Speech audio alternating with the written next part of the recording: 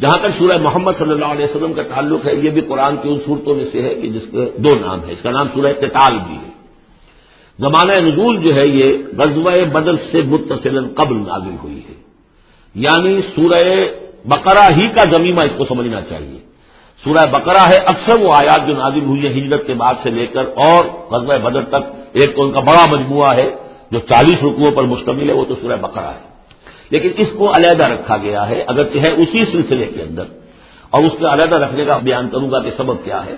تو گویا کہ اس کو ایک طرح سے سمجھیے کہ زمانہ نزول کے اعتبار سے یہ سورہ بقرہ کا ضمیمہ ہے، غزوہ بدر سے قبل نازل ہوئی. اور اس کا پس منظر کیا ہے کہ جب یہ حضور نے صلی اللہ علیہ وسلم اپنا اقدام کا عمل شروع کیا ہے، یعنی ایک تو 12 برس تک مکے میں تو حکم یہ تھا کہ ہاتھ بندے رکھو، ہاتھ رکے رکھو، نو ریٹیلیشن، ریونج کا کیا سوال، انتقام تو بہت دور کی بات ہے. No raising of hand even in self defence, اپنے بچانے کے لیے بھی ہاتھ نہیں اٹھانے. اگر خباب بن الارت سے کہا گیا اتارے کپڑوں اتار دو، لیٹ جاؤ میاروں کے اوپر لیٹ جاؤ. حضرت یاسر کو اور حضرت سمیہ کو اور حضرت عمار کو جو کچھ بھی ایذائیں دے رہا تھا ابو جہل، کسی مسلمان کو اجازت نہیں تھی کہ جا کر اس کا ہاتھ پکڑے. نہیں، یہ مرحلہ تھا پیسو ریزسٹنس کا کہ جو تکلیف آئے جھیلو، جوابی کارروائی کوئی نہیں.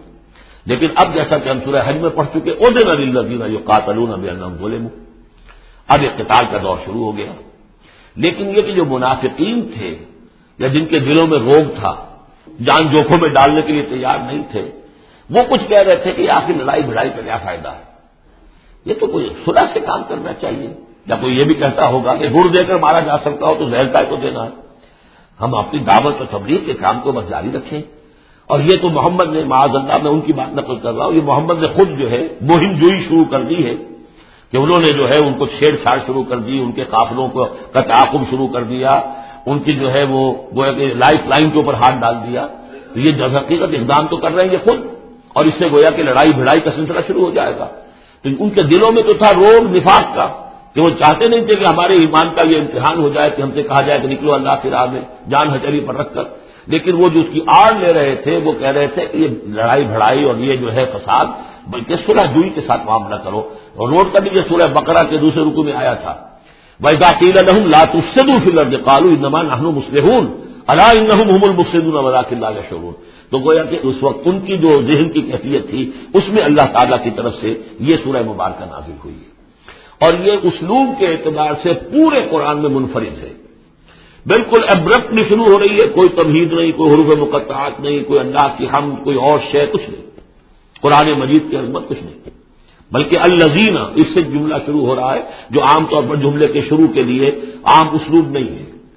پھر یہ کہ وہ جو اسلوب ہوتا ہے آیات کے آخر میں اللہ تعالیٰ کے اسماء اور اللہ کی صفات کا، انہ عزیز الحکیم، وہ تو بڑا غفور ہے، رحیم ہے، اس طرح کی کوئی شے آپ کو یہاں نہیں ملے گی. اسلوب بالکل مختلف ہے. ہر آیت ابرپٹ شروع ہو رہی ہے، سورت بھی ابرپٹلی شروع ہوئی ہے اور ابرپٹلی ختم ہو جائے گی. اسی طریقے سے ہر آیت جو ہے شروع ہوتی ہے اور ابرپٹلی ختم ہو جاتی ہے بغیر کسی اختتامی اللہ کے اسماء اور صفات کے حوالے کے. باقی اس میں اور جو اگلی صورت ہے سورہ فتح، اس میں کیا ترتیب ہے وہ یہ ہے کہ حضور کی انقلابی جد و جہد کا جو آخری مرحلہ تھا، یعنی قتال، آرم کانفلکٹ، اس سے متصل قبل یہ سورہ محمد نازل ہو رہی ہے. اور اس کا جو اختتام ہو رہا تھا اور اللہ تعالیٰ کی طرف سے جو فتح آئی ہے اس کی تمہید ہے سورہ حدیبیہ، انا فتحنا لک فتحا مبینا. تو گویا کہ یہ دونوں اینڈ ہیں اس کے. جو آخری مرحلہ تھا انقلاب محمدی صلی اللہ علیہ وسلم کی جد و جہد کا، اس میں جو عام کانفلکٹ شروع ہو رہا ہے غزوہ بدر سے، اس سے قبل یہ صورت نازل ہوئی. اور جب آخری فتح ہونے والی ہے اور وہ فتح مکہ کی ہوگی، لیکن اس سے قبل جو اللہ نے تمہیدی فتح دی ہے وہ فتح ہے انا فتحنا لک فتحا مبینا، وہ صلح حدیبیہ جس کا ذکر جو ہے وہ سورہ فتح کے اندر ہے. یہ ربط ہے ان میں. بسم اللہ الرحمن الرحیم. الذین کفروا وصدوا عن سبیل اللہ اضل اعمالهم، جن لوگوں نے کفر کیا، اللہ کے راستے سے روکا اور خود بھی رکے. صدا یا سدو میں عرض کر چکا ہوں بار بار، رکنا بھی روکنا بھی، یہ فعل لازم بھی ہے، فعل متعدی بھی ہے. جنہوں نے کفر کیا خود بھی رکے اور دوسروں کو بھی روکا اللہ کے راستے سے، اللہ نے ان کی ساری جد و جہد کو ضائع کر دیا. اضل اعمالهم، ان کی ساری کوشش جو تھی اللہ کے دین کے راستے کو روکنے کی، حضور کی دعوت کو کے راستے کو روکنے کی، سب جا چکی، ضائع ہو چکی، اکارت ہو چکی. اور اب یہ قافلہ جو ہے دعوت محمدی کا صلی اللہ علیہ وسلم اور انقلاب نبوی کا، یہ اپنی منزل کی طرف بڑھے گا، وہ آخری درجے میں اب شامل ہونے والا ہے۔ والذین آمنوا وعملوا الصالحات وآمنوا بما نزل علی محمد وهو الحق من ربهم کفر عنهم سیئاتهم واصلح بالهم، اور اس کے برعکس جو لوگ ایمان لائے، جنہوں نے نیک عمل کیے، اور جو ایمان لائے اس شے پر جو نازل کی گئی ہے محمد پر صلی اللہ علیہ وسلم، وهو الحق، اور وہ حق ہے، من ربهم، ان کے رب کی طرف سے، کفر عنهم سیئاتهم، اللہ نے دور کر دیے، معاف کر دیے ان سے ان کی خطائیں، ان کی غلطیاں، واصلح بالهم، اور ان کے حال کو، ان کی کیفیت کو سنوار دیا، بنا دیا، ان کی سیرتیں، ان کے کردار۔ اب دیکھ لو یہ جو صحابہ کی جماعت جو ہے، ان کی سیرتیں دیکھو، ان کی شخصیتیں دیکھو، اللہ تعالیٰ نے ان کو نکھار کر ان بھٹیوں میں سے گزار کر کے جو مکے میں تھیں، جن میں سے کہ آزمائشوں کی بھٹیوں میں سے نکل کر آئے ہیں، تو کندن ہو چکے ہیں، خالص زر خالص۔ ذالک بان الذین کفروا اتبعوا الباطل، یہ اس لیے کہ جن لوگوں نے کفر کیا انہوں نے باطل کی پیروی کی، لہذا وہ تو نتیجہ اس کا وہی نکلنا تھا جو نکل رہا ہے۔ وان الذین آمنوا اتبعوا الحق من ربهم، اور جو لوگ ایمان لائے انہوں نے پیروی کی حق کی جو ان کے رب کی طرف سے آیا ہے۔ کذالک یضرب اللہ للناس امثالهم، اسی طرح اللہ تعالیٰ لوگوں کے لیے ان کی مثالیں بیان کرتا ہے۔ فَإِذَا لَقِيتُمُ الَّذِينَ كَفَرُوا فَضَرْبَ الرِّقَابِ، اب یہ ہے آیت جو مشکلات القرآن میں سے ہے، اس کی وجہ کیا ہے کہ اس میں بھی ایک تقدیم و تاخیر ہے۔ تقدیم و تاخیر کا اصول میں بتا چکا ہوں، قرآن مجید میں ہوتا ہے اس کے آہنگ کی وجہ سے، اور غور کرنا پڑتا ہے کہ اس کی اصل ترتیب کیا ہے، اور اس سے پھر بات واضح ہوتی ہے۔ تو یہ قانون دیا جا رہا ہے، اسی کا حوالہ تھا سورہ انفال میں کہ اگر یہ پہلے سے بات نہ آ گئی ہوتی تو اے مسلمانوں، تم نے جو یہ قیدیوں کو زدہ فدیہ لے کر چھوڑنے کا فیصلہ کیا ہے، اس پر تم پر بڑی سخت گرفت ہوتی ہے اللہ کی، لیکن چونکہ یہ آیت آ چکی تھی، اب وہ اس کی وضاحت میں کر دوں گا آپ کو۔ فَإِذَا لَقِيتُمُ الَّذِينَ كَفَرُوا، تو اے مسلمانوں جب اب تمہاری مٹ بھیڑ ہو کافروں سے، اب جو ہے آرم کانفلکٹ شروع ہونا ہے، اب تلوار سے ٹکرائے گی، میدان میں تمہیں آنا پڑے گا، تو اس کا قاعدہ کیا ہے؟ فَضَرْبَ الرِّقَابِ، تو ان کی گردنوں کو مارنا ہے، پہلا کام یہ ہے، ان کی گردنیں مارو، انہیں قتل کرو۔ حَتَّىٰ إِذَا أَثْخَنْتُمُوهُمْ، یہاں تک کہ جب تم ان کو اچھی طریقے سے کچل دو، ان کی طاقت ختم ہو جائے، فَشُدُّوا الْوَثَاقَ، پھر تم ان کو قیدی بنا سکتے ہو، پھر باندھو ان کو مضبوطی کے ساتھ۔ فَإِمَّا مَنًّا بَعْدُ وَإِمَّا فِدَاءً حَتَّىٰ تَضَعَ الْحَرْبُ أَوْزَارَهَا، اور پھر چاہے تو انہیں اس کے بعد جو ہے تم چھوڑ سکتے ہو احسان رکھ کر، بغیر فدیہ لیے، اور وَإِمَّا فِدَاءً، یا فدیہ لے کر، حَتَّىٰ تَضَعَ الْحَرْبُ أَوْزَارَهَا، یہاں تک کہ جنگ جو ہے وہ اپنے ہتھیار رکھ دے، ڈال دے۔ اس میں ہے اصل میں تقدیم و تاخیر، یہ پہلے ہے حتیٰ اذا اسقلتموہم فشدوا الوثاق حتیٰ تضع الحرب اوزارها فاما منا بعد واما فداء، یعنی یہ کہ جب تمہارا مقابلہ کافروں سے ہو تو پہلے مرحلہ یہ کہ ان کی گردنیں مارو، پھر جب ان کی قوت کچھ نہیں جائے پھر تم انہیں قیدی بنا سکتے ہو، جب تک کہ جنگ اپنے ہتھیار بالکل رکھ دے۔ اب اس کو سمجھ لیجیے کہ ایک ہوتی ہے بیٹلز، ایک ہوتی ہے وار۔ بدر جنگ تھی لیکن بیٹل کی نوعیت کی تھی، وار تو 6 سال تک چلتی ہے۔ Battle of Badr, battle of Uhud, battle of Ahzab, battle of Bani al-Mustaliq, battle معلوم کتنی بیٹل ہیں۔ یہ 6 سال تک مسلسل جنگ ہے، جس میں کہ تھوڑا سا وقفہ آیا صلح حدیبیہ کی وجہ سے، ورنہ تو جا رہے وار واز کنٹینیوئنگ، وار ابھی ختم نہیں ہوئی ہے، ایک بیٹل ختم ہوئی ہے، ایک مہم ختم ہوئی ہے، ایک لڑائی ختم ہوئی ہے، جنگ تو جاری ہے۔ حتیٰ تضع الحرب اوزارها، جبکہ وہ جنگ اپنے ہتھیار رکھ دے، یعنی اس درجے وہ دین کا غلبہ ہو جائے کہ اب کوئی ریزسٹنس نہ رہے، تو پھر یہ ہے کہ چاہے تم ان کو چھوڑ دو خود فدیہ لے کر، اور چاہے تم ان کو ویسے بھی احسان سے بھی چھوڑ دو تو کوئی حرج نہیں، احسان کرو بغیر فدیہ لیے بھی چھوڑ دو تو کوئی حرج نہیں، لیکن جب تک کہ ابھی مقابلہ چل رہا ہے اس وقت تک فدیہ لے کر چھوڑ دینے کے معنی کیا ہوئے کہ آپ نے کفر کو تقویت پہنچائی۔ جو آج یہاں جنگ کرنے کے لیے آئے تھے ان میں سے 70 مارے گئے، اچھا وہ تو کفر کا ایک بازو تو ٹوٹ گیا، لیکن یہ 70 جو تمہاری قید میں آئے تھے اس کو تم نے فدیہ لے کر چھوڑ دیا تو یہ بازو دوبارہ جا کر تم پر حملے کے لیے تیار ہو جائے گا کہ نہیں؟ لیکن چونکہ یہاں پہ اب اس کا معاملہ ججمنٹ کا، واقعتاً دشمن کی قبر کچلی گئی ہے یا نہیں، یہ ہے ججمنٹ کا معاملہ۔ تو حضور نے اگر یہ سمجھا کہ قبر کچھ نہیں گئی ہے تو اس کے اوپر پکڑ نہیں ہو سکتی۔ اجتہاد جو ہے، اجتہاد کا اصول یہ ہے کہ اجتہاد میں مختی بھی ہو تو اسے اجر ملتا ہے اور مصیب ہو تو دوہرا اجر ہے۔ چونکہ حضور کے اجتہاد پر یہ تھا تو آپ کو اگر چھوڑ دیا گیا تو اما منن بعد و اما فداء، جب یہ آلٹرنیٹو اس کے اندر موجود ہے اس آیت کے اندر کہ اس کے بعد پھر چاہو تو تم بغیر کوئی فدیہ لیے ہوئے احسان بھر کر چھوڑ دو اور چاہے فدیہ لے کر چھوڑ دو، تو حضور نے اس کو استعمال کیا ہے، اگرچہ اللہ تعالیٰ کے نزدیک ابھی وہ کچھ بھی نہیں گئی تھی کفر کی طاقت، لہذا یہ قبل از وقت ہے جو اجتہاد ہو گیا ہے، اسی لیے کہا کہ اگر یہ آیت نازل نہ ہو چکی ہوتی پہلے تو جو کچھ تم نے کیا ہے اللہ تعالیٰ اس پر تمہاری پکڑ سخت کرتا، میرا خیال ہے میں وہ آیت بھی آپ کو سنائی دوں، اس لیے کہ یہ بہت مشکل مقامات میں سے ہے، بڑی مشکل سے لوگوں کی سمجھ میں آتی ہے۔ دیکھیے یہ آیت نمبر 67 سے سنا رہا ہوں، ما کان لنبی ان یکون لہ اسرا حتی یسخن فی الارض، وہی لفظ جو یہاں آیا ہے حتی اذا اسخنتموہم حتی یسخن فی الارض، کسی نبی کے لیے یہ روا نہیں ہے کہ وہ کوئی قیدی بنا لے جب تک کہ زمین میں پوری طریقے سے خوریزی نہ ہو جائے اور کفر کو کچل نہ دیا جائے۔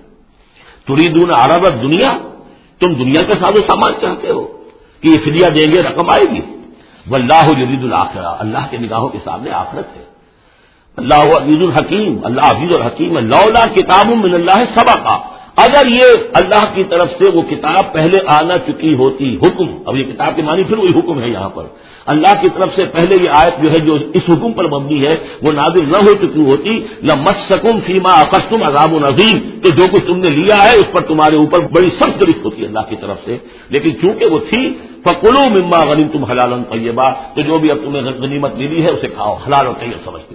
یہ ہے اس آیت کا مطلب، جب تمہارا مقابلہ ہو دشمنوں سے تو گردنیں مارنا ہے پہلا کام، پھر جب پوری طرح کچل لو، طاقت کچھ نہیں گئی کفر کی، تو پھر قیدی بھی بناؤ، فشد الوثاق حتی تضع الحرب اوزارہا، جب جنگ بالکل ختم ہو جائے اور گویا کہ وہ ہتھیار ڈال دیے جنگ نے، ڈنگ ڈال دیے، اب کوئی طاقت نہیں رہی کفر میں، پھر تم چاہو تو ان کو فدیہ لے کر چھوڑ دو، چاہو تو بغیر فدیہ کے بھی چھوڑ دو، کوئی بات نہیں، اب کوئی خطرہ نہیں ہے، اس لیے کہ انقلاب آ چکا اور مستحکم ہو چکا، اب ان کے کیے کچھ نہیں ہوگا۔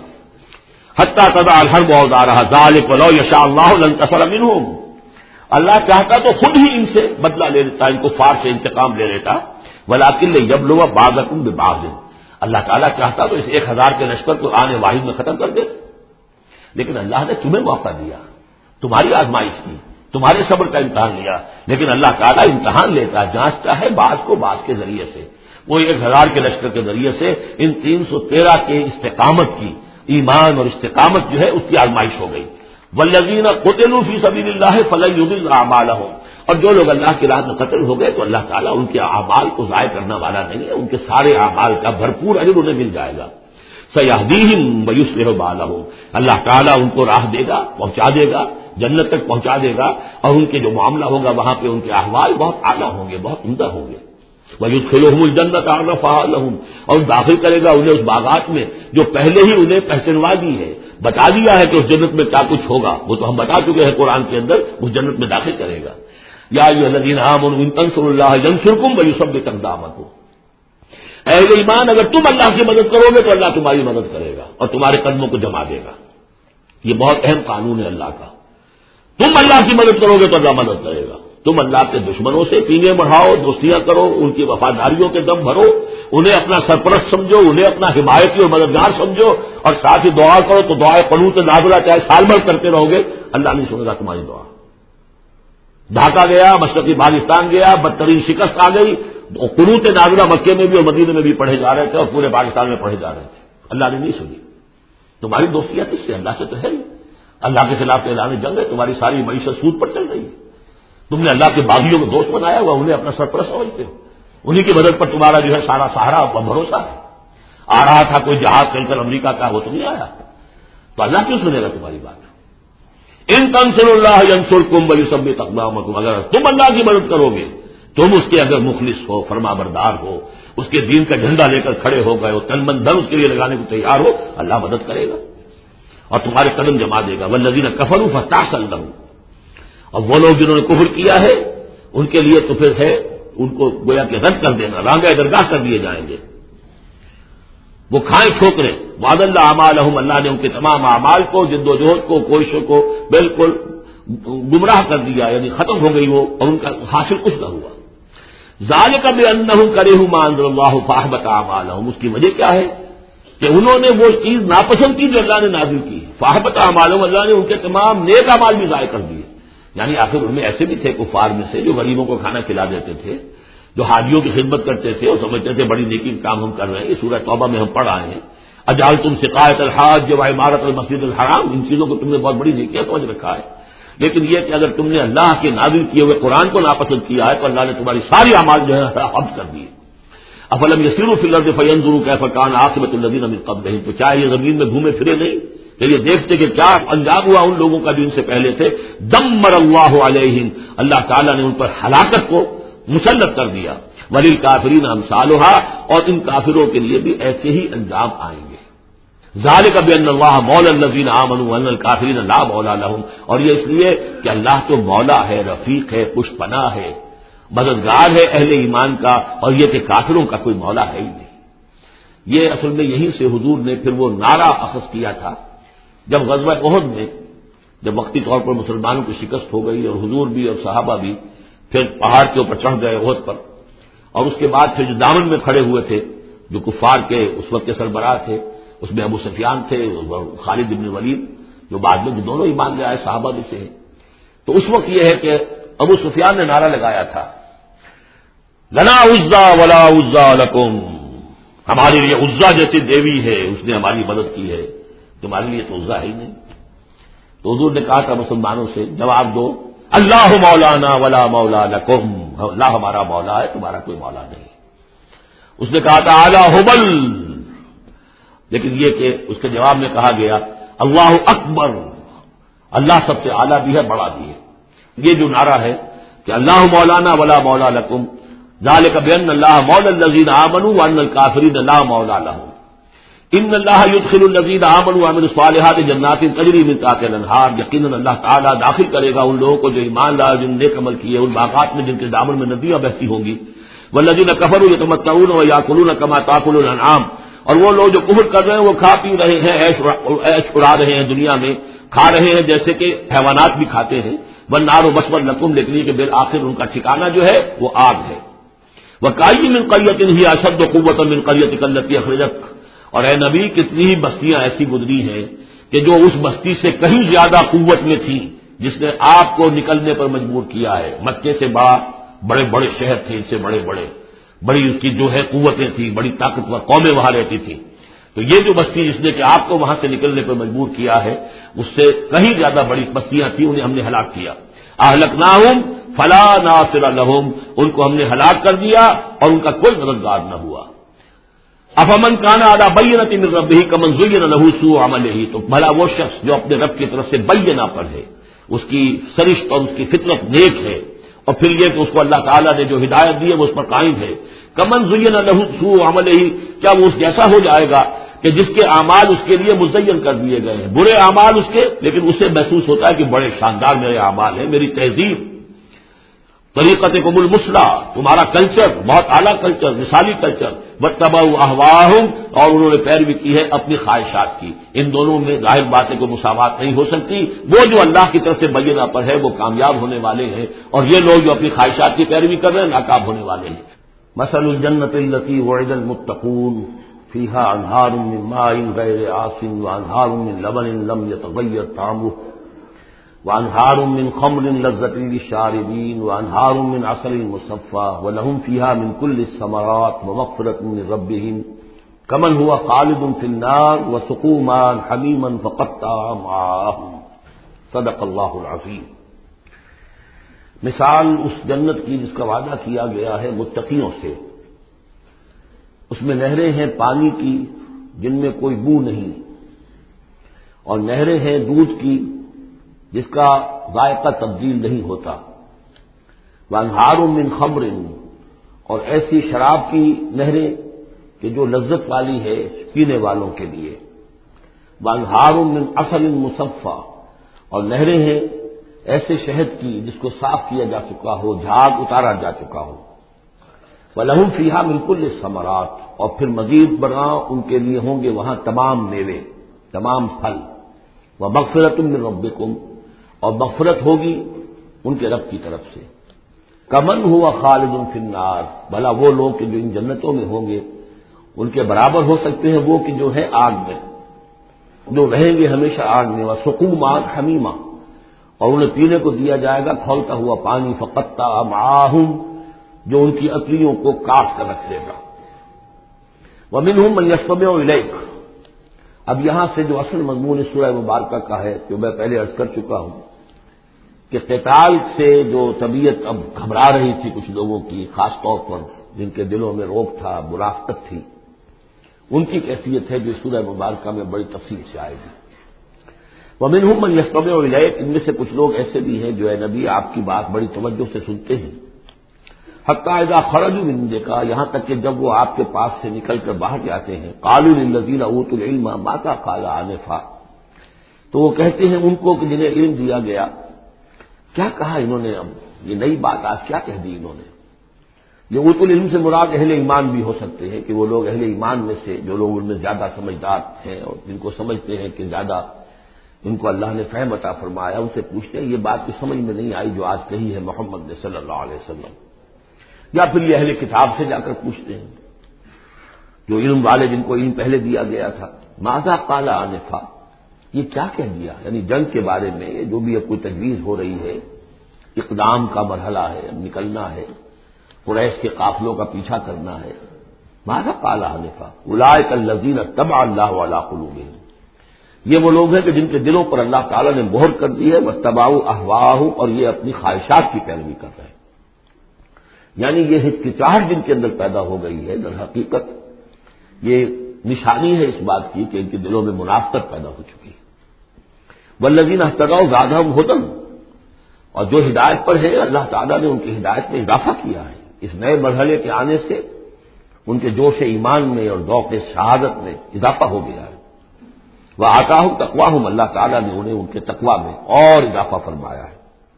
فہل ينظرون الی الساعۃ ان تأتیہم بغتۃ، تو یہ کس چیز کے منتظر ہے سوائے قیامت کے کہ وہ آ دھمکے ان پر اچانک، فقط جاء اشراطھا، اس کی علامتیں تو آ چکی ہیں، یعنی قیامت کی سب سے بڑی علامت جو ہے وہ در حقیقت حضور صلی اللہ علیہ وسلم کی بعثت ہے، کیونکہ آپ آخری رسول ہیں، اور آپ نے فرمایا بھی ہے کہ بعثت انا والساعۃ کہاتین، دونوں انگلیوں کو آپ نے جوڑا، میں اور قیامت اس طریقے سے جڑے ہوئے، اب میرے بعد کوئی اور نبی نہیں، انا آخر المرسلین وانتم آخر الامم، میں آخری رسول ہوں، تم آخری امت ہو، تو اب آپ کے بعد تو قیامت ہی آنی ہے۔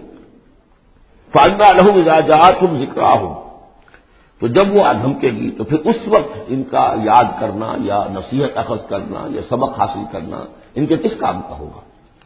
فاعلم انہ لا الہ الا اللہ واستغفر لذنبک، پس جان لو کہ اللہ کے سوا کوئی معبود نہیں، اور اپنی خطاؤں کے لیے اللہ سے استغفار کرو۔ اب یہاں ایک تو یہ ہے کہ یہ بات خطاب کر کے حضور سے کہی جا رہی ہے واحد کے سیغے میں، اس حوالے سے ایک تعبیر تو یہ ہو سکتی ہے کہ یہ حقیقت میں حضور کی وساطت سے آپ کی امت سے کہی جا رہی ہے، لیکن یہ ہے کہ اس میں علماء نے یہ بات بھی نکالی ہے کہ یہاں حضور مخاطب ہے، اور حضور کی مخاطبت میں یہ پہلو موجود ہے کہ حضور کے گناہ کا معاملہ جو ہے ہم اپنے گناہ پر قیاس نہ کریں۔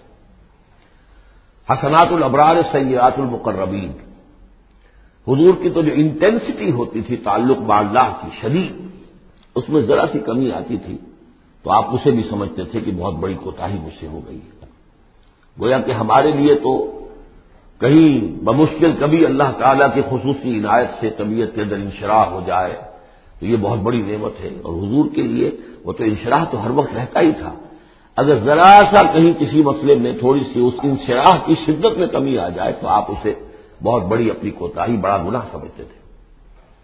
ویسے میری ایک ذاتی رائے بھی ہے، وہ میں اگلی صورت میں آ کر اس بات کو پورے طور سے واضح کروں گا کہ یہاں حضور کی خطا سے مراد یہ ہے کہ جو بھی اس جد و جہد میں کہیں کوئی کوتاہی رہ گئی ہے، اور وہ کوتاہی اگر دوسرے مسلمانوں سے ہوئی ہے، تب بھی جیسا کہ آپ کو معلوم ہے کہ جنگ اگرچہ سب مل کر لڑتے ہیں، سپاہی بھی لڑتا ہے، لیکن یہ کہ صحرا بنتا ہے تو جو کمانڈر ہوتا ہے، سپہ سالار ہوتا ہے، فتح اس کے کھاتے نہیں جاتی۔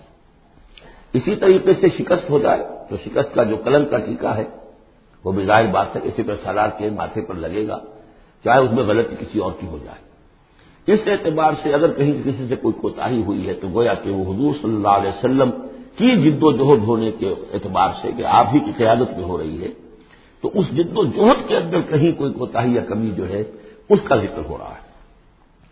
وَلِلْمُؤْمِنِينَ وَالْمُؤْمِنَاتِ، اے نبی آپ استغفار کیجئے اپنی خطا تقصیر کا بھی، اور اہل ایمان مردوں اور عورتوں کے لیے بھی۔ وَاللَّهُ يَعْلَمُ مُتَقَلَّبَكُمْ وَمَثْوَاكُمْ، اللہ خوب جانتا ہے کہاں تمہیں لوٹ کر جانا ہے، بارگشت تمہاری کہاں ہے، اور کہاں تمہارا اصل گھر ہے مستقل، تمہارا ٹھکانہ کہاں ہے، یعنی آخرت بہشت۔ وَيَقُولُ الَّذِينَ آمَنُوا لَوْلَا نُزِّلَتْ سُورَةٌ، اور کہتے ہیں یہ لوگ جو ایمان کے دعوے دار ہیں کیوں نہیں کوئی سورت نازل ہوئی۔ یہ بہت اہم آیت ہے اس سورت کی، کہ اصل میں حضور نے جب وہ چھوٹی چھوٹی مہمیں بھیجنی شروع کر دی تھی، اس وقت تک کوئی ایسی صحیح آیت جب اللہ کے راستے میں نکلو اور قتال کرو شاید نازل نہیں ہوئی۔ اذن کے درجے میں تو بات آ گئی کہ سورہ حج کے اندر آیت نازل ہو گئی تھی، لیکن سورہ حج کو بھی بعض لوگ کیونکہ مدنی سمجھتے ہیں تو ہو سکتا ہے وہ بھی اس کے بعد نازل ہوئی ہو اگر وہ رائے صحیح ہو۔ باقی سورہ بقرہ کے اندر جو آیات آئی ہیں وہ بھی یہ ہے کہ جب وہ تم سے جنگ کریں، قاتلوا فی سبیل اللہ الذین یقاتلونکم، اور بظاہر ہجرت کے بعد ابتدا ابھی مکے والوں کی طرف سے نہیں ہوئی تھی، انیشیٹو حضور نے لیا ہے، چھوٹے چھوٹے دستے آپ نے بھیجنے شروع کر دیے، ان کا گھیراؤ گویا کہ آپ کر رہے۔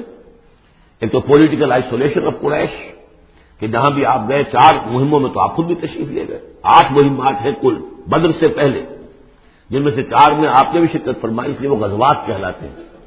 عام ہمارا خیال ہے کہ پہلا غزوہ جو غزوہ بدر ہے، اس سے پہلے 8 ہیں مہمات، جن میں سے 4 سرایا ہیں جن میں حضور تشریف نہیں لے گئے، مسلمانوں کو آپ نے بھیجا، اور 4 غزوات ہیں۔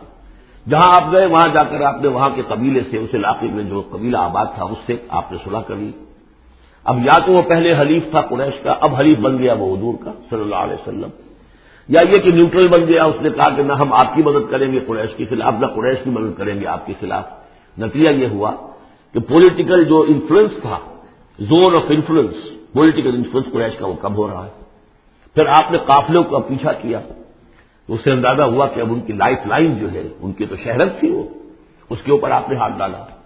یہ چیزیں کیونکہ آپ کی طرف سے ہوئی ہیں، اس وقت تک مکے والوں کی طرف سے جو بھی کچھ انہوں نے کیا، مکے میں ستایا مارا پیٹا، وہ ہے اپنی جگہ۔ ہجرت کے بعد ان کی طرف سے کوئی اقدام نہیں ہوا۔ اس پر یہ لوگ جو تھے، جو ذرا اس جنگ وغیرہ سے اور اس معاملے سے اپرا رہے تھے، تو ان کو ایک دلیل ملی ہوئی تھی، وہ کہتے تھے لولا نزلت سورۃ، کیوں نہیں کوئی سورت نازل ہو جاتی۔ یہ تو محمد صلی اللہ علیہ وسلم نے خود ہی اپنا سلسلہ شروع کر دیا ہے اپنی اپنی ذاتی رائے سے۔ ان کا خیال ہوگا جیسے کوئی مہم جو انسان ہوتا ہے، تو شاید اسی طریقے سے اب یہ جو ہے مہم جو انسان بن جائے۔ لولا نزلت سورۃ فاذا انزلت سورۃ محکمۃ، پھر جب ایک محکم سورت نازل کر دی گئی، وذکر فیہا القتال، اور اس میں قتال کا حکم آ گیا۔ رأیت الذین فی قلوبہم مرض، تو اب تم دیکھو گے ان لوگوں کو کہ جن کے دلوں میں روگ ہے، ینظرون الیک نظر المغشی علیہ من الموت، اب آپ کی طرف ایسے دیکھیں گے جیسے وہ شخص دیکھتا ہے جس پر موت کی غشی طاری ہو رہی ہوتی ہے۔ دلیل ان کی ختم ہو گئی۔ اب وہ کہتے تھے کہ آیت اترے کو قرآن نازل ہو جس سے معلوم ہو کہ اب قتال ہے، یہ اللہ کا حکم ہے۔ اسی لیے اسی آیت میں جو لفظ قتال آیا ہے، اسی کے حوالے سے اس سورت کا نام سورہ قتال بھی ہے۔ فَإِذَا أُنزِلَتْ سُورَةٌ مُحْكَمَةٌ وَذُكِرَ فِيهَا الْقِتَالُ رَأَيْتَ الَّذِينَ فِي قُلُوبِهِم مَّرَضٌ يَنظُرُونَ إِلَيْكَ نَظَرَ الْمَغْشِيِّ عَلَيْهِ مِنَ الْمَوْتِ فَأَوْلَىٰ لَهُمْ، تو افسوس ہے ان پر، بربادی ہے ان کے لیے۔ طاعۃ وقول معروف، دیکھو ایمان لائے ہو، ایمان کا دعویٰ کر رہے ہو تو اطاعت لازم ہے تم پر، طاعۃ وقول معروف، ہاں کوئی مشورہ دینا ہے، بھلی بات کہنی ہے، کوئی حرج نہیں ہے، مشورہ دے سکتے ہو، اچھی بات کہہ سکتے ہو، لیکن اطاعت کرنی پڑے گی۔ فیضا عدم الامر، مشورے کے بعد جب فیصلہ ہو جائے، ایک بات طے ہو جائے، فلو صدق اللہ لکان خیر لہم، تو اب اگر انہوں نے جو وعدہ اللہ سے کیا ہوا تھا اور جو میثاق ایمان ان کا ہے، اس کو اگر یہ سچا کریں گے، ثابت ہوں گے سچے، تبھی ان کی خیریت ہے، تبھی ان کے لیے بہتری ہے۔ فہل عصیتم ان تولیتم ان تفسدوا فی الارض وتقطعوا ارحامکم، اس آیت کے 2 ترجمے کیے گئے ہیں۔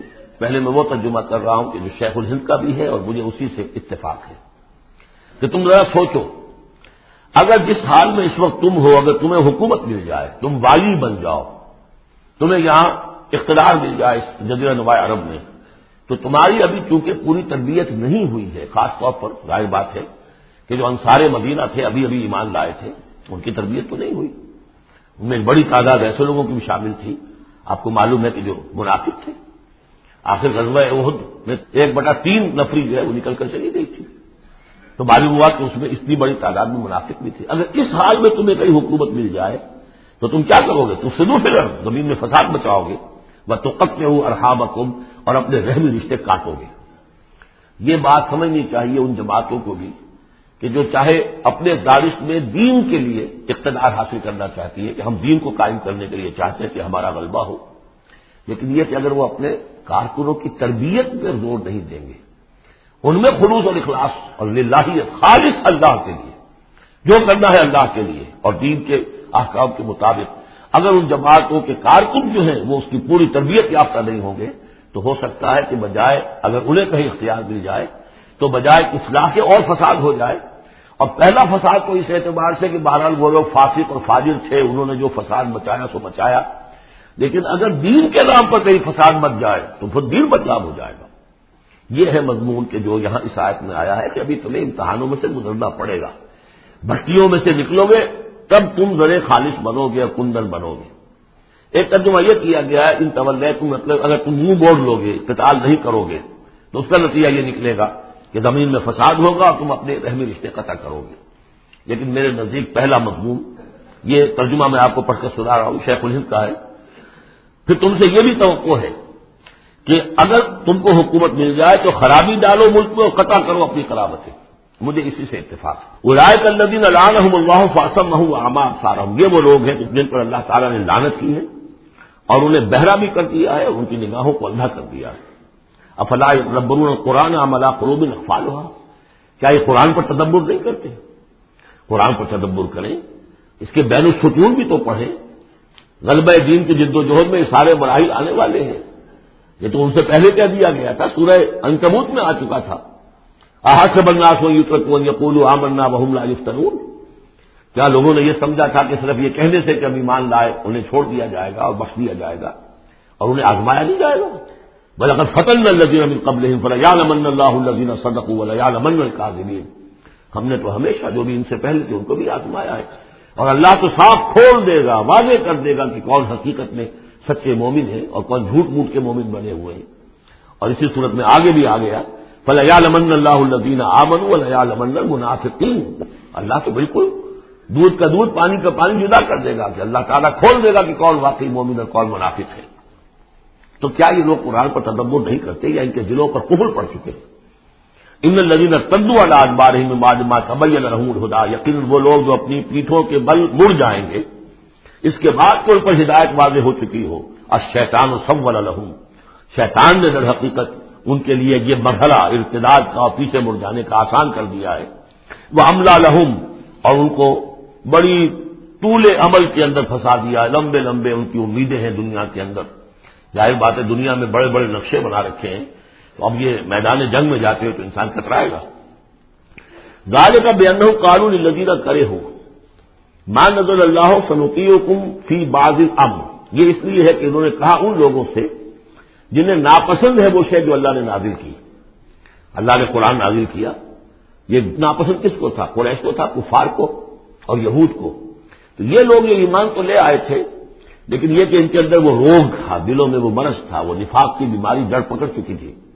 وہ یہ کہتے تھے ذالک بانہم قالوا للذین کرہوا ما نزل اللہ، جن لوگوں کو یہ اللہ کے اتاری ہوئی کتاب اور اللہ کے اتارے ہوئے احکام پسند نہیں آتے، ان سے جا کر انہوں نے کہا سنطیعکم فی بعض الامر، تو دیکھیے ہم اگرچہ ایمان تو لے آئے ہیں، وہ محمد کی بات تو ہمیں ماننی ہے، لیکن ہم آپ کی بھی اطاعت جاری رکھیں گے، کچھ چیزوں کے اندر آپ کی بات پر ہم عمل کریں گے، آپ کا حکم مانیں گے، آپ یہ نہ سمجھیے کہ ہم نے آپ سے اپنا رشتہ بالکل توڑ لیا۔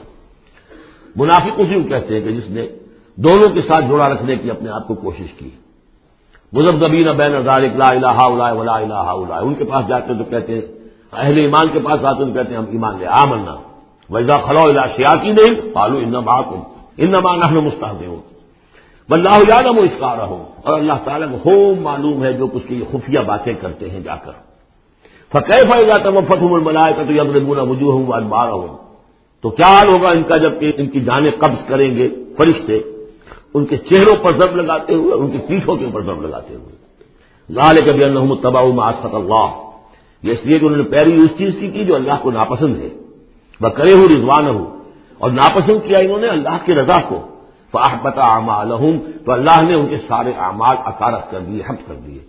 یعنی اب تک انہوں نے حضور کے پیچھے نمازیں جو پڑھی ہیں اور جو بھی کوئی نیکیاں کی ہیں، اب جب مرحلہ آ گیا ہے قتال کا اور یہ جی چرا رہے ہیں، تو گویا کہ وہ سارے ان کے اب تک کے جو اعمال ہیں وہ حبط ہو جائیں.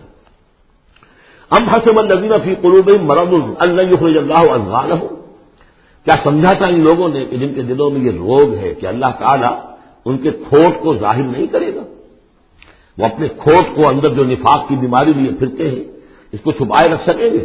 انہوں نے یہ سمجھا تھا. اللہ تعالیٰ نے تو اسے واضح کرنا تھا. فَلَيَعْلَمَنَّ اللَّهُ الَّذِينَ آمَنُوا وَلَيَعْلَمَنَّ الْمُنَافِقِينَ. تو ام حسب الذین فی قلوبہم مرض ان لن یخرج اللہ اضغانہم، انہوں نے سمجھا تھا کہ اللہ تعالیٰ ان کے کھوٹ کو، دلوں کے کھوٹ کو علم نشہ نہیں کر دے گا. وَلَوْ نَشَاءُ لَأَرَيْنَاكَهُمْ، اور اگر ہم چاہیں تو اے نبی آپ کو دکھا دیں کہ یہ ہیں وہ لوگ. فَلَعَرَفْتَهُمْ بِسِیمَاهُمْ، آپ ان کے چہروں سے انہیں خود ہی پہچان لیں گے. ظاہر بات ہے کہ صادق الایمان شخص کا چہرہ اور ایک منافق کا چہرہ، انسان کے قلب کی کیفیت جو ہوتی ہے وہ تو چہرے کے اوپر جو ہے، face is the index of mind, ذہنی کیفیت جو ہے، قلب کی کیفیت جو چہرے پر ہوتی ہے. فَلَعَرَفْتَهُمْ، تو آپ پہچان ہی چکے ہیں انہیں ان کے چہروں سے. وَلَتَعْرِفَنَّهُمْ فِي لَحْنِ الْقَوْلِ، اور مزید آپ پہچان لیں گے انہیں ان کی گفتگو کے ڈھب سے، انداز سے. گفتگو میں بھی ظاہر بات ہے کچھ چاپلوسی کریں گے، کچھ ہیر پھیر ڈالیں گے. ایک مخلص آدمی کی گفتگو اور ایک اس طرح کے شخص کی گفتگو زمین و آسمان کا فرق ہوتا ہے. وَاللَّهُ يَعْلَمُ أَعْمَالَكُمْ، اللہ تمہارے اعمال کو خوب جانتا ہے. وَلَنَبْلُوَنَّكُمْ حَتَّىٰ نَعْلَمَ الْمُجَاهِدِينَ مِنكُمْ وَالصَّابِرِينَ، اور ہم تو لازماً آزمائیں گے تمہیں، یہاں تک کہ ہم، ترجمہ تو ہوگا ہم معلوم کر لیں، ہمیں علم ہو جائے. لیکن چونکہ اہل سنت کا عقیدہ یہ کہ اللہ کا علم تو قدیم ہے، تو یہاں ہم اس کی ترجمانی کرتے ہوئے کہتے ہیں ہم ظاہر کر دیں گے اس کو، تاکہ سب کے علم میں آ جائے، سب دیکھ لیں. ہم آزمائیں گے تمہیں یہاں تک کہ سب دیکھ لیں کہ مجاہدین کون ہیں تم میں سے. حتیٰ نعلم المجاہدین منکم والصابرین، اور وہ جو صبر کرنے والے ہیں. وَنَبْلُوَ أَخْبَارَكُمْ، اور ہم تمہارے سارے حالات کی پوری طریقے سے تحقیق کر لیں. یہ تقریباً سمجھیے کہ وہ آیت جو آئی تھی سورہ بقرہ میں، وَلَنَبْلُوَنَّكُمْ بِشَيْءٍ مِّنَ الْخَوْفِ وَالْجُوعِ وَنَقْصٍ مِّنَ الْأَمْوَالِ وَالْأَنفُسِ وَالثَّمَرَاتِ. ابھی وہاں چونکہ قتال کا حکم نہیں آیا تھا، اس لیے وہاں پر ابھی جنگ کا تذکرہ نہیں تھا. یہ تو تھا کہ ہم تمہیں آزمائیں گے بھوک سے اور جان اور مال کے نقصان سے اور ثمرات کے ضیاع سے. لیکن یہاں اسی آیت کو ایکسٹینشن سمجھیے، وَلَنَبْلُوَنَّكُمْ حَتَّىٰ نَعْلَمَ الْمُجَاهِدِينَ مِنكُمْ وَالصَّابِرِينَ، تاکہ ہم دیکھ لیں کون ہیں وہ جو واقعتاً جہاد کرنے والے ہیں، صبر کرنے والے ہیں، اور ان کی پوری طرح جانچ پرکھ کر لیں. ان الذين كفروا وصدوا عن سبيل الله وشاقوا الرسول من بعد ما تبين له الهدى لن يضروا الله شيئا، یقیناً وہ لوگ جنہوں نے کفر کیا اور جو روکتے رہے لوگوں کو بھی اللہ کے راستے سے اور اللہ کی اور اس کے رسول کی مخالفت میں سرگرم رہے، زدہ میں پڑ گئے، من بعد ما تبين لهم الهدى، اس کے بعد کہ ان کے لیے ہدایت واضح ہو چکی تھی. لن يضروا الله شيئا، وہ اللہ کا کچھ نہیں بگاڑ سکیں گے. وسيحبط اعمالهم، اللہ تعالیٰ ان کے اعمال کو بھی حبط کر دے گا. پہلے ذکر تھا منافقین کا، اب یہاں کفار مکہ کا ذکر ہے. ان کے اعمال کیا تھے؟ وہی حاجیوں کی خدمت کرتے تھے. اجعلتم سقایۃ الحاج وعمارۃ المسجد الحرام کمن آمن باللہ والیوم الآخر، اور یہ کہ بہرحال اور بھی کچھ دے، کسی نے کھانا کھلا دیا، کسی کو کچھ اور کر دیا. اور پھر یہ کہ جو کچھ انہوں نے جد و جہد کی ہے، انہوں نے بھی مال خرچ کیے ہیں، جنگیں کی ہیں. بدر میں آئے تھے تبھی تو بہت سے لوگوں نے کفار نے انفاق کیا تھا، تبھی تو ساز و سامان تیار ہوا تھا. 900 اونٹ لے کر نکلے تھے روزانہ، ایک دن 10، ایک دن 9 اونٹ تو ذبح ہو رہے تھے وہ فوج کو جو کھانا کھلانے کے لیے. تو آخر لوگوں نے کنٹریبیوٹ کیا تھا. تو یہ سارے اعمال ان کے اکارت چلے گئے. یا ایھا الذین آمنوا اطیعوا اللہ واطیعوا الرسول ولا تبطلوا اعمالکم، اہل ایمان اللہ کی اطاعت کرو اور اس کے رسول کی اطاعت کرو. لا تبطلوا اعمال، اپنے اعمال ضائع نہ کرا بیٹھنا. یعنی اب تک اگر تم نے کچھ اعمال کیے ہیں، کوئی محنت بھی کی ہے، کچھ انفاق بھی کیا ہے، کچھ اور جد و جہد کی ہے، لیکن اب جو یہ مرحلہ نیا آ گیا ہے، اس کو یوں سمجھیے اب امر حال یہ ہے، اللہ کا اس کے رسول کا جس وقت جو حکم ہے اس وقت اس کو ماننا ہوگا. اب حکم یہ ہے، لہذا اگر اس میں تم نے کہیں پیٹ دکھا دی تو تم اپنے سارے سابقہ اعمال کو باطل کرا لو گے. ان الذین کفروا وصدوا عن سبیل اللہ ثم ماتوا وهم کفار فلن یغفر اللہ لهم، یقیناً وہ لوگ کہ جنہوں نے کفر کیا اور اللہ کے راستے سے وہ روکتے رہے اور یا رکے رہے، یہ دونوں جیسے میں نے کیا کہ صدا یا صدو جو ہے یہ فعل لازم بھی ہے، فعل متعدی بھی ہے. ثم ماتوا وهم کفار، اور وہ مر گئے اسی حال میں کہ وہ کافر تھے، فلا یغفر اللہ لهم، تو ایسے لوگوں کو اللہ تعالیٰ ہرگز نہیں بخشے گا۔ فلا تہنوا، تو اے مسلمانوں تم ڈھیلے نہ پڑو، بوجھے پن کا مظاہرہ نہ کرو، وتدعوا الی السلم، ادھر سلم میں، اور تم جو اب یہ کہہ رہے ہو صلح کی بات ہونی چاہیے اور سلامتی کی بات ہونی چاہیے اور خام خواہ لڑائی جھگڑا جو ہے اس سے کیا حاصل ہے، یہ جو تم کر رہے ہو یہ نہ کرو۔ فلا تہنوا وتدعوا الی السلم، بلکہ اب جو مرحلہ آ گیا ہے اب تو سرفروشی کا مرحلہ آ گیا ہے، وانتم الاعلون، اور گھبراؤ نہیں، تم ہی سب سے اونچے رہو گے، سربلند رہو گے، غالب ہوگے۔ واللہ معکم، اللہ تمہارے ساتھ ہے، اس کی مدد تمہارے شامل حال ہے۔ ولن یترکم اعمالکم، اللہ تعالیٰ تمہارے اعمال ضائع نہیں کرے گا۔ انما الحیات الدنیا لعب ولہو، یہ دنیا کی زندگی تو کھیل ہے اور کچھ جی کا بہلانا ہے، اس کے سوا کیا ہے؟ آخرت کے مقابلے میں تو یہ دھوکے کا سامان ہے، دھوکے کی تکتی ہے۔ وما الحیات الدنیا الا متاع الغرور وان تؤمنوا وتتقوا یؤتکم اجورکم، اگر تم ایمان لاؤ، ایمان پر قائم رہو اور اپنے رب کا تقوی اختیار کیے رکھو، اللہ تعالیٰ تمہیں دے گا تمہارے بدلے، تمہارے اجر۔ ولا یسألکم اموالکم، اور وہ تم سے تمہارے مال نہیں مانگتا، مطلب یہ کہ سارے مال نہیں مانگتا یا تم سے زبردستی مال نہیں مانگتا۔ دیکھیے دونوں چیز ذہن میں رکھیے، اللہ مال تو مانگتا ہے، من ذا الذی یقرض اللہ قرضا حسنا، کون ہے جو اللہ کو قرض حسنا دیتا ہے؟ کتنی مرتبہ کہا اللہ کی راہ میں انفاق کرو، اللہ کی راہ میں انفاق کرو۔ سورہ بقرہ میں ہم پڑھ چکے ہیں، انفقوا فی سبیل اللہ ولا تلقوا بایدیکم الی التہلکہ، اللہ کی راہ میں خرچ کرو، لگا دو، اپنے آپ کو اپنے ہاتھوں ہلاکت میں مت ڈالو۔ یہ اللہ کا مال مانگنا تو ہے، لیکن ایک تو یہ کہ جبر نہیں کیا۔ یہ کمال ہے محمد رسول اللہ صلی اللہ علیہ وسلم کا، اتنی عظیم انقلابی جد و جہد۔ کبھی آپ نے نہیں کہا کہ ایمرجنسی ہے لہذا اب سب کا مال ضبط، فلاں کا مال ضبط، اس نے جو بھی تشویق ہے، ترغیب ہے، لیکن جس نے دیا اپنی مرضی سے دیا، سوائے ایک جنگ کے نفیر عام بھی نہیں تھی، تشویق ہے، ترغیب ہے۔ حرض المؤمنین علی القتال، نکلو اللہ کی راہ میں، شہادت جو ہے اس کو اپنا مقصود سمجھو، شہادت ہے مطلوب و مقصود ہے مومن، جبر نہیں کیا۔ یہ کمال ہے میرے نزدیک، ویسے تو کمال ہر پہلو سے ہے، لیکن یہ نکتہ بھی ذہن میں رکھیے کہ کہیں بھی کسی صورتحال میں جبر کا معاملہ نہیں آیا۔ تو اللہ تعالیٰ تم سے جبرن نہیں مانگتا یا کل کے کل مال نہیں مانگتا۔ ان یسألکموہا، اگر وہ تم سے مانگے تمہارے سارے مال، فیحفکم، اور تم پر سختی کرے، تنگی کرے، تبخلوا، تم بخل سے کام لوگے، ویخرج اضغانکم، اور اللہ ظاہر کر دے گا پھر تمہارے اندر کے کھوٹ کو، جو تمہارا کھوٹ اندر ہے وہ زبانوں پر آ جائے گا، جیسا کہ غزوہ احزاب کے موقع پر آ گیا کہ ما وعدنا اللہ ورسولہ الا غرورا، منافقین نے یہ بات کہہ دی کھلم کھلا کہ اللہ اور اس کے رسول نے تو ہمیں دھوکہ دیا، سب باغ دکھائے۔ حال تم ہؤلاء تدعون لتنفقوا فی سبیل اللہ، تمہیں بلایا جا رہا ہے، ترغیب دی جا رہی ہے، تمہیں تشویق دی جا رہی ہے کہ تم اللہ کی راہ میں خرچ کرو، لتنفقوا فی سبیل اللہ۔ فمنکم من یبخل، تم میں سے کوئی وہ بھی ہے جو بخل سے کام لیتے ہیں، ومن یبخل فانما یبخل عن نفسہ، جو کوئی بخل سے کام لے رہا ہے وہ بخل اپنے آپ سے کر رہا ہے، وہ اپنے وہ فائدے چھوڑ رہا ہے کہ جو انفاق سے اسے ملیں گے۔ ایک کے 700 ملتے ہوں تو اگر نہیں دے رہے آپ ایک تو کس کا گھاٹا کیا؟ اپنا نقصان کیا نا، تو وہ تو اپنی جان سے ہی نفس کا بخل کر رہا ہے۔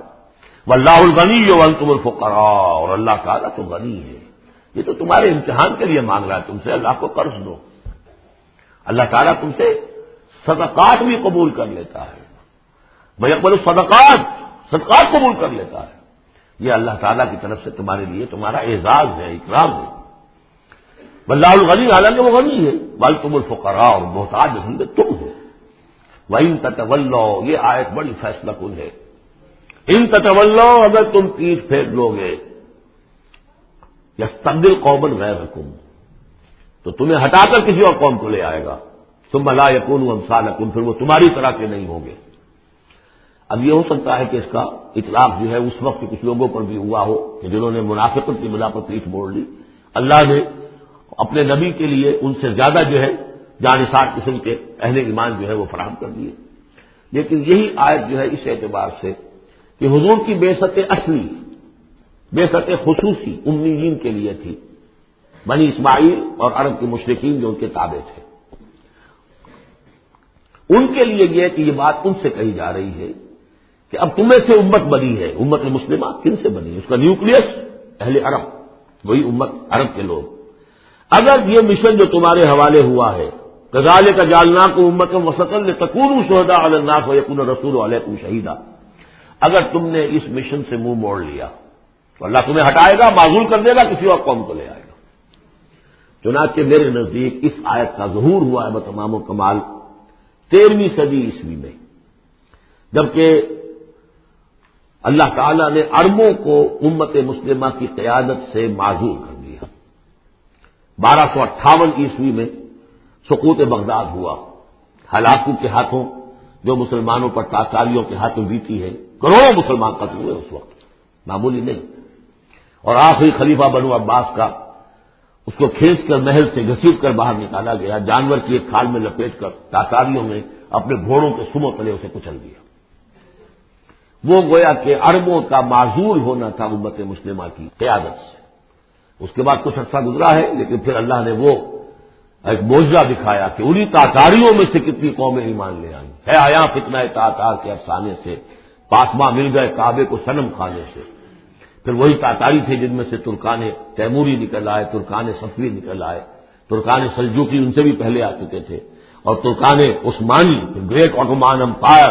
پھر خلافت بھی اللہ نے پھر وہاں منتقل کر دی. 400 برس کا خلافت جو ہے وہ بھی ترکان عثمانی کے پاس رہی.